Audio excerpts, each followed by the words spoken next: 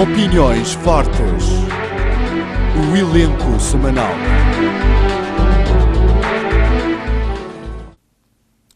Caros telespectadores, sejam bem-vindos ao programa Opiniões Fortes. O tema forte desta semana não podia deixar de ser o novo banco. Mas antes de discutirmos aqui os pormenores que editaram a extinção deste banco, convém fazer uma breve referência sobre como surgiu este banco, ou seja, os contextos que editaram a criação deste banco. O anterior governo, durante algum tempo, vinha incentivando e promovendo o emprego jovem através da criação de autoemprego, ou seja, através da promoção de pequenos negócios, pequenas e médias empresas, melhor dizendo. Ora, numa determinada altura, constatou-se que dos principais problemas, sobretudo que os jovens candidatos a jovens empresários enfrentavam, era a questão do acesso ao crédito. Paralelamente ao acesso ao crédito, assistência técnica, apoios vários. Portanto, havia aqui um nicho, ou seja, uma falha na definição de políticas públicas e que afetava negativamente a promoção do empresariado jovem.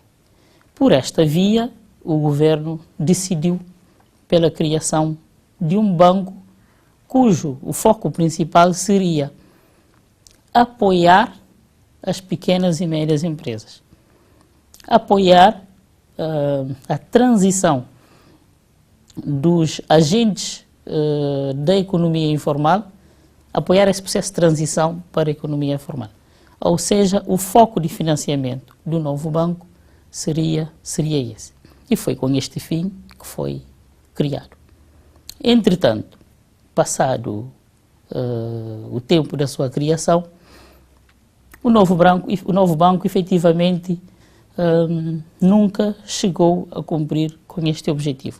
Depois de criado, as várias administrações que por ela passou, tentou sempre criar um banco convencional na mesma lógica dos outros bancos já existentes, quando já se sabia que os bancos já existentes não tinham vocação, ou não estavam virados, ou mesmo não estavam interessados para este público. O novo banco preferiu ser concorrente dos bancos tradicionais. E ali reside parte da questão do fracasso do novo banco. Portanto, sendo um banco pequeno, com capital reduzido, e que quis ser concorrente dos grandes bancos, dos bancos maiores, dos bancos já consolidados. Portanto, o novo banco quis entrar no mercado cujo know-how já era detido pelos maiores bancos, entrou num processo em que o risco também era grande. Daí que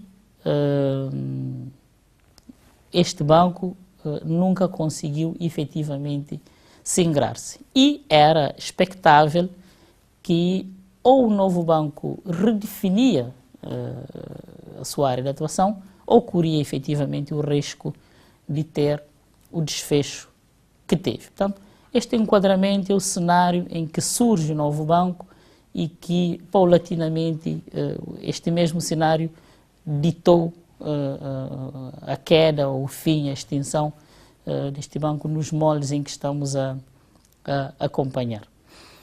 Agora, podemos analisar aqui o momento da tomada de decisão.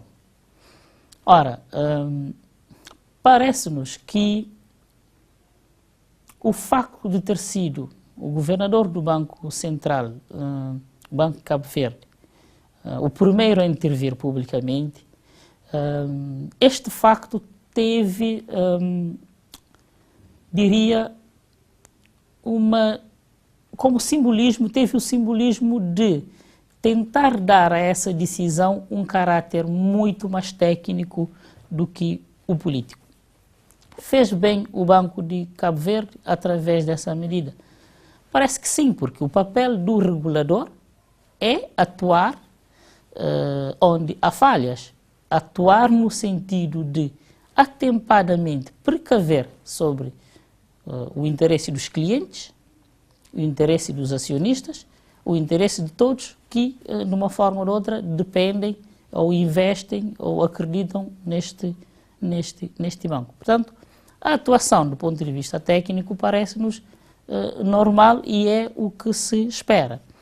Os desafios para o futuro em relação ao Banco Central é se o Banco Central manterá esta forma de atuar, ou seja, os outros bancos existentes, perante eventuais sinais futuros de problemas,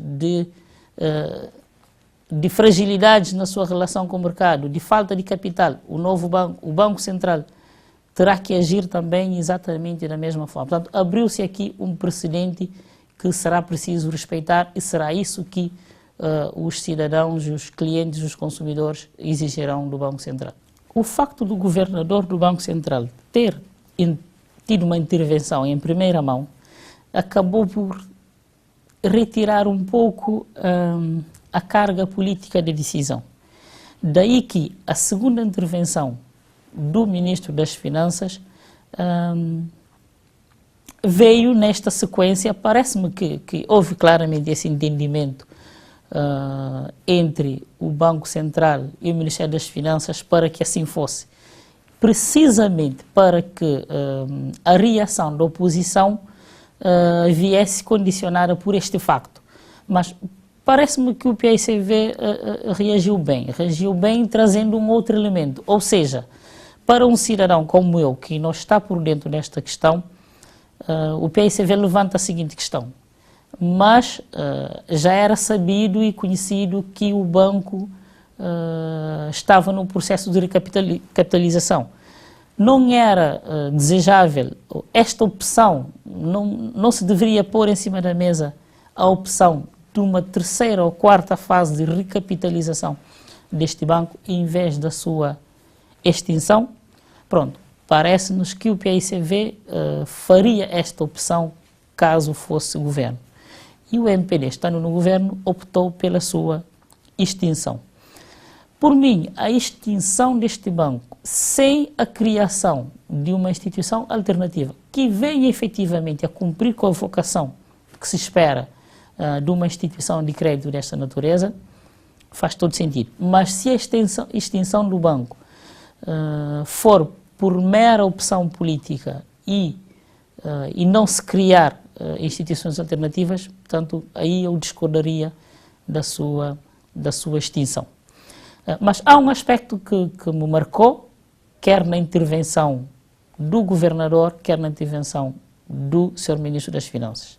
Portanto, o aspecto que mais me marcou na intervenção do governador e do Ministério das Finanças tem a ver com o facto que, em nenhum dos casos, mas sobretudo no Ministério das Finanças, não ter-se falado da importância da manutenção dos postos de trabalho. Não percebi, nestes pronunciamentos, se houve, durante este processo negocial que ditou este desfecho, se houve a preocupação de tudo se fazer para se manter os postos de trabalho dos funcionários do novo banco. Não senti essa preocupação de uma forma clara. Durante o processo negocial de passagem do novo banco para a Caixa Econômica, não se discutiu a possibilidade de manutenção de algumas das agências? Também não percebi essa questão. Não se discutiu a possibilidade da Caixa Econômica absorver os trabalhadores do novo banco? Essa questão não ficou muito claro. E acho bem que a Comissão dos Trabalhadores do novo banco tentem encetar um diálogo com as instituições, com o próprio governo, com a sociedade civil, no sentido de alertar para esse facto. Porque se há uma questão que é sensível em Cabo Verde, e que tem sido nos últimos tempos, é a questão de emprego.